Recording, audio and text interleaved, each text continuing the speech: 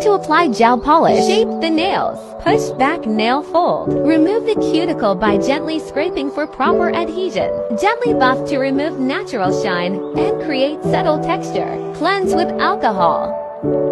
Use a thin layer of base coat. Apply in rubbing motion for best adhesion. Cure for 30 seconds. It's normal for the gel to feel sticky after curing. Don't touch it. Roll the bottle before use.